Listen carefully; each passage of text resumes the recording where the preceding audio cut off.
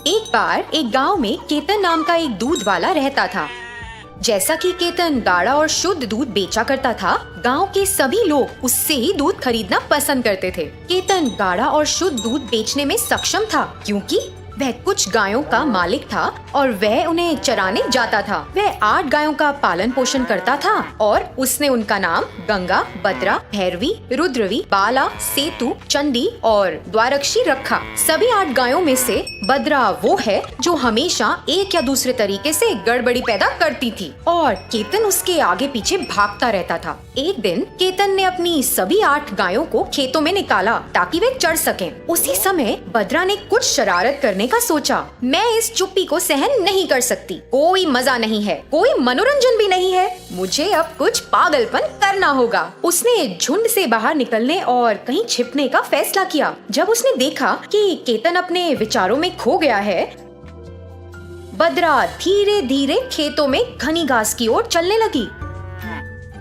और उसके पीछे छिप गई। जैसे ही सूरज ढलने लगा, केतन ने घर वापस चलने के लिए सभी गायों को एक साथ इकट्ठा किया। जल्द ही उसने देखा कि भद्रा गायब है और चिंतित हो गया। उसने चारों ओर देखा और भद्रा का नाम पुकारना शुरू कर दिया, भद्रा, भद्रा।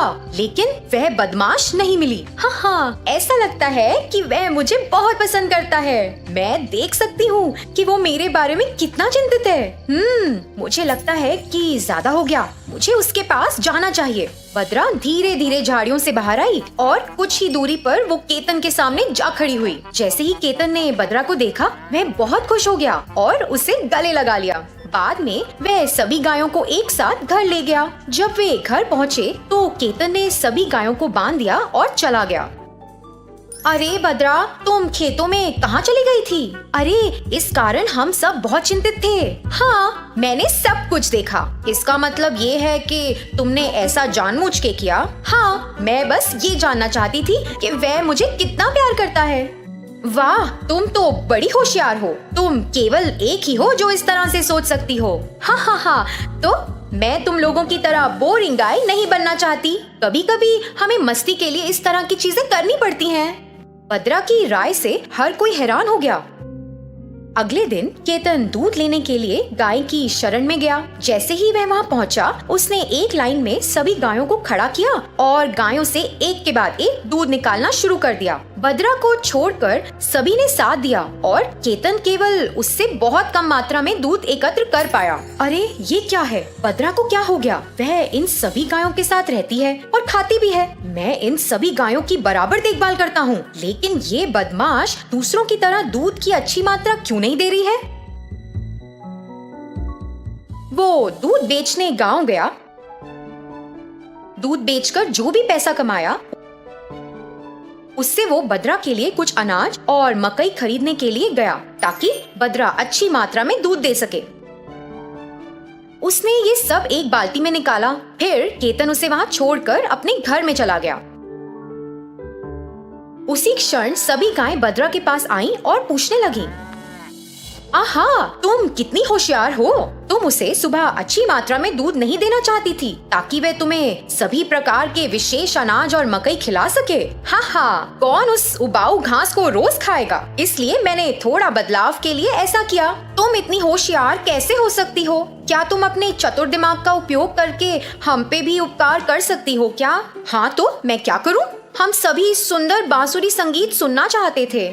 जैसे ही द्वारक्षी ने ऐसा कहा, बाकी गायों ने उत्साहित होकर कहा, हाँ, हम सुनना चाहते हैं। अरे, हम सुनना चाहते हैं। ठीक है, आप इसे सुनना चाहते हैं, बस इतनी सी बात है। फिर आपको एक काम करना होगा। जब हमारा मालिक अगली बार हमें खेतों में ले जाएगा तो किसी को भी घास नहीं खाना है। तो इससे हमारे मालिक को शायद बांसुरी बजाने का विचार आ जाए। हाँ, ठीक है, जैसा आप कहेंगी वैसा ही करेंगे। उसी दिन शाम को केतन सभी गायों को खेत में ले गया क्योंकि सभी गायों ने योजना बनाई थी कि वे घास नहीं खाएंगी। केतन ने उस पर ध्यान दिया और उन्हें घर वापस ले आया। उस स्थान पर जो भी अनाज बचा था, उसने उसे सभी गायों को समान रूप में वहाँ पर परोस दिया। यह 2 दिन तक चला। तीसरे दिन केतन वहाँ शरण में बैठ गया। वह चिंतित था और सोच रहा था कि कैसे इस समस्या का समाधान करें। लगभग पिछले 3 दिनों से गाय कुछ भी नहीं खा रही हैं। ऐसा क्यों हो रहा है? मैं उन्हें अनाज और मकई बार बार नहीं खिला सकता हूँ। ऐसे तो वे अच्छी मात्रा में दूध भी नहीं देंगी, और अगर इस तरह से चलता रहा तो मैं क्या करूँगा? जब केतन सोच रहा था, उसकी पत्नी सरस्वती उसके पास आई। जी, क्या हुआ? आप किस बारे में चिंतित हैं? अरे, जब मैं उन्हें चराने ले गया तो गायों ने घास नहीं खाई। यदि वे ऐसा करती रहेंगी तो हमें गुणवत्ता वाला दूध नहीं मिलेगा। हम दूध नहीं बेच पाएंगे और इससे हमारे जीवन पर असर पड़ेगा। अपने पति की बात सुनने के बाद वह विचारों में खो गई और अचानक कहा, जी आप एक काम करें, उन्हें मैदान में ले जाएं और एक बांसुरी बजाना शुरू करें। मुझे यकीन है कि वह घास खाना शुरू कर देंगी। आहा, मुझे लगता है ये सही है सरस्वती। अगले दिन केतन गायों को खेत में ले गया और बांसुरी बजाने लगा। सभी गायों ने बहुत खुश महसूस किया और खाना शुरू कर दिया। मैदान में वापस आने के बाद सभी गाय खुशी से एक स्थान पर एकत्रित हो गईं और गंगा ने बद्रा से पूछा, बद्रा, ये सब तुम्हारे कारण है। हम सब बहुत बहुत आभारी हैं। अब मेरा एहसान चुकाने की आपकी बारी है। हाँ तो हमें बताओ। मैं कल दूध नहीं दूंगी। मुझे इसके लिए तुम्हारी मदद चाहिए। हर कोई उससे सहमत था। और अगले दिन जब केतन दूध निकालने के लिए आया तो सभी गाय चौकन्नी हो गईं। केतन आया और एक लाइन में सभी गायों को बांध दिया और अपना काम शुरू करा। जब केतन गंगा से दूध ले रहा था तब बद्रा दूसरी स्थान पर खड़ी थी।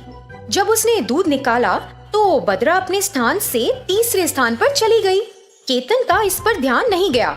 उसने सिर्फ एक के बाद एक दूध लेने पर ध्यान केंद्रित किया। अरे बद्रा, तुम कितनी चालाकी से बच निकली। तुम बहुत बहादुर हो। मगर मुझे संदेह है, जब उसने सभी को एक लाइन में बांध दिया, क्या उसने तुम्हें नहीं बांधा?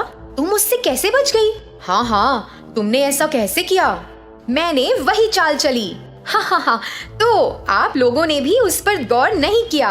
हम गर्व महसूस कर रहे हैं कि हमारे भीतर ऐसी बुद्धिमान मित्र है, लेकिन हम अपने मालिक को कैसे धोखा दे सकते हैं जब वो हमारा बहुत अच्छे से देखभाल कर रहा है?